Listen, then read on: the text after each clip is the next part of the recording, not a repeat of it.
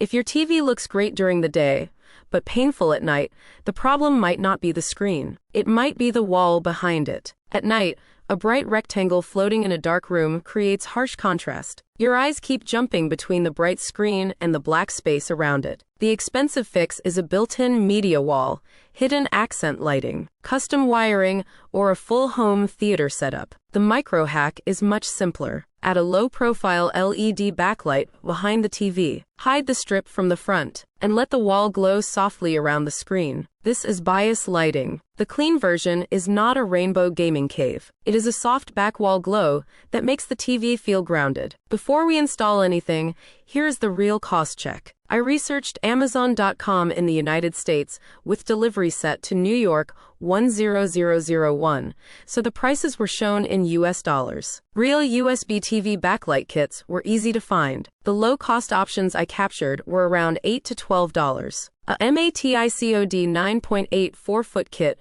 showed at $7.99. KANTUTOE 16.4-foot kits showed around $8.99 to $9.99. A KSIPZE 16.5-foot kit showed at $9.97. There were also higher-priced options, like a Luminoodle kit at $17.99. So the honest Amazon claim is this: it is not guaranteed to be $12 every day for every TV size. But Amazon US showed multiple real TV backlight kits under $20. Now choose the kit carefully. First, match the strip to the TV size. A 32 to 43-inch TV may only need a shorter strip. A 45 to 75-inch TV usually needs a 14 to 16-foot kit. Second, look for USB power if you want the light to turn on and off with the TV. Many TV USB ports power down with the TV, but some stay on, so test yours. Third, check the power requirement. Do not overload the TV USB port. If the strip needs more power than the TV port can provide, use the approved wall adapter. Now prep the TV. Unplug it first. If it is wall-mounted, do not yank it forward. Give yourself just enough room to reach the back safely. If it is on a stand, move it carefully. Look at the back panel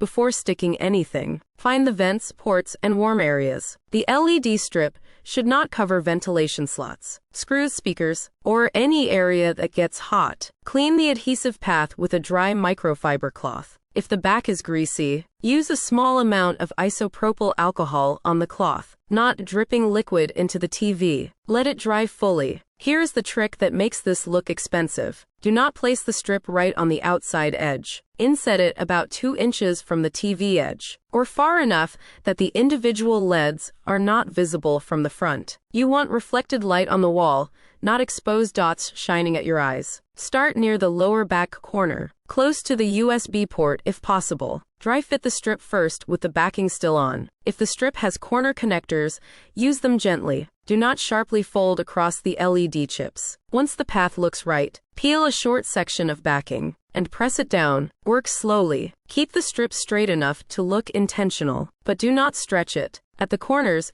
keep the bend relaxed. If ports or the stand block the bottom edge, skip it. A top and side glow can still look beautiful. Now route the cable. Plug the USB into the TV, only if the port is easy to reach and does not create strain. Leave a small service loop so the cable is not pulled tight when the TV moves. Use small cable clips or soft ties if needed, but keep them away from vents. Turn the TV on and set the light low. This is where most people ruin the hack. They choose full brightness, neon blue or music sync flashing, and the room looks chaotic. For a clean home theater look, start with warm white, neutral white, or a low saturation color. If your wall is white, keep brightness low.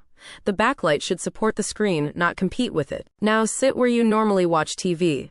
You should not see the strip itself or bright LED dots. You should only see a soft glow around the screen, like the wall is gently lit from behind. If one side is much brighter, adjust the strip path or dim the light.